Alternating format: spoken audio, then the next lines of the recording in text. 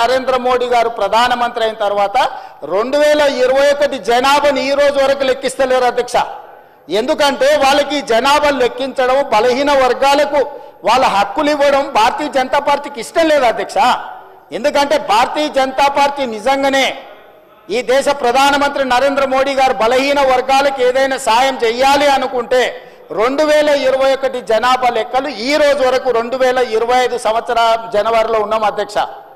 21లో లెక్కించాల్సిన జనాభా స్వతంత్రం రాకంటే ముందు, స్వతంత్రం వచ్చినాక 70 సంవత్సరాలు కంటిన్యూస్గా జరిగిన జనాభా లెక్కలు నరేంద్ర మోడీ గారు ప్రధానమంత్రి అయిన తర్వాత ఎందుకు జనాభాను లెక్కించలేదు?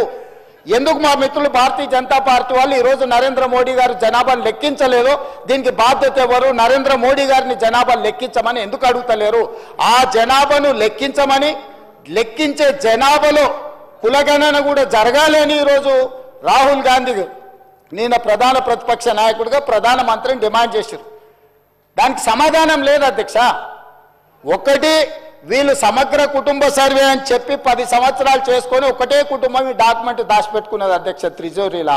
ఎన్నికలు వచ్చినప్పుడల్లా ఈ కులగణన ఇవన్నీ లెక్కలు పెట్టుకొని దీని ప్రకారం నేను అడుగుతున్న 10 ఏళ్ళు ఇట్లనే అబద్ధాల సంఘం అట్లనే ఇది అఫీషియల్ డాక్యుమెంట్ కాదు. నేను అందుకే చెప్పినా, అందుకే చెప్తున్నా ఈ రోజు వరకు అధ్యక్ష ఇంతవరకు ఈ డాక్యుమెంట్ బయట గ్రూపులలో సర్క్యులేట్ చేస్తున్నారు. ఈ డాక్యుమెంట్ ఇంతవరకు వాళ్ళు సర్వే చేసినాం, మేము ఒకటే రోజులు చేసినాం, మేము చాలా పొడిచేసినాం, చింపేసినాం, లేనోడు లేనట్టే ఉన్నోడు ఉండాల్సిందే అని ఆ రోజు ఎంతో హడావిడి చేశారు. తెలంగాణ మొత్తం బంద్ అన్నారు అధ్యక్ష.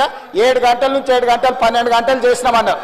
ఈ డాక్యుమెంటును మంత్రివర్గ సమావేశంలో పెట్టి మంత్రివర్గం ఎందుకు ఆమోదించలేదు? ఈ డాక్యుమెంటును 10 సంవత్సరాలు ప్రభుత్వంలో ఉన్న వాళ్ళు శాసనసభలో ఎందుకు ప్రవేశపెట్టలేదు? ఈ డాక్యుమెంట్కు లీగల్గా ఇదే ఒకవేళ అయితే ఎందుకు ఈ ప్రభుత్వం ఈ నివేదికను బయట పెట్టలేదు అధ్యక్ష? ఒక కుటుంబం ఎందుకు దాచిపెట్టుకున్నది డాక్యుమెంటును? అంటే ఒక కుటుంబం కోసం సమగ్ర కుటుంబ సర్వే చేసి ఆ కుటుంబం రాజకీయ ప్రయోజనానికి వాళ్ళు పెట్టుకున్నారు. ప్రజల కోసం మేము చెయ్యాలని ఈరోజు ఇంటింటికి వెళ్ళి ప్రతి 150 కుటుంబాలను గుర్తించి ప్రతి 150 కుటుంబాలకు ఒక ఎన్యూమరేటర్ను పెట్టి రోజుకు 8 నుంచి 10 కుటుంబాలే ఒక్క రోజులో చేయమనలేదు అధ్యక్ష. 50 రోజులు నిరంతర ప్రక్రియ చేసి 50 రోజుల తరువాత 100% పారదర్శకంగా ఈరోజు సామాజిక ఆర్థిక రాజకీయ కులగణన సర్వే చేసి ఈరోజు ఇక్కడ పెడితే వాళ్ళు ఎక్కడో కాకి లెక్కలు తీసుకొచ్చి చెట్ల మీద ఇస్తరాకులు కుట్టినట్టు ఎక్కడెక్కడో వివరాలు తీసుకొచ్చి సభలు పెట్టి ఈ సభను ఎందుకు తప్పుదో పట్టిస్తారు అధ్యక్ష? 2011 జనాభా లెక్కలు తప్ప ఎక్కడ కూడా అధికారిక లెక్కలు లేవు.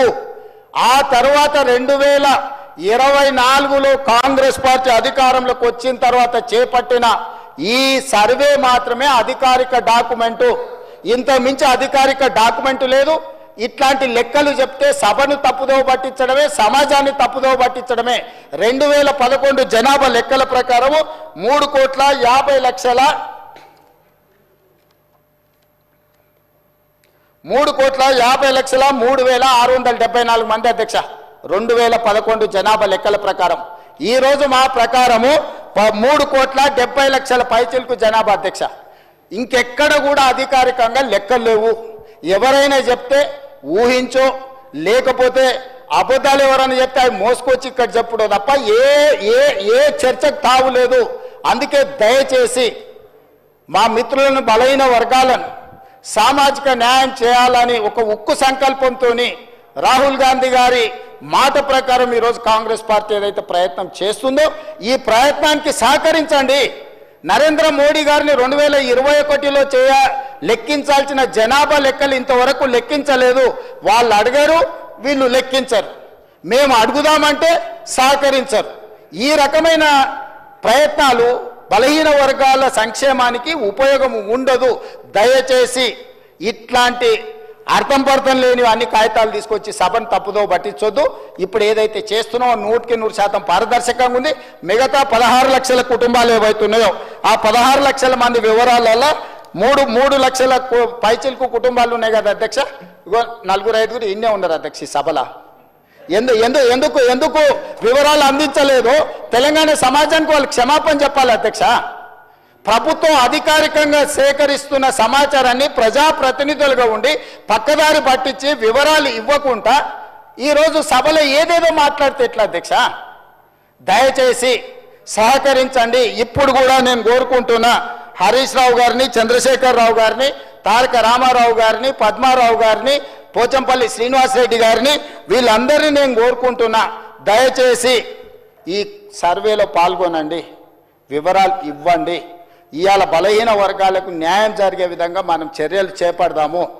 ఇన్ని సంవత్సరాల ఆలస్యమైనా కనీసం ఇప్పుడైనా వాళ్ళ కోసం పనిచేద్దాము.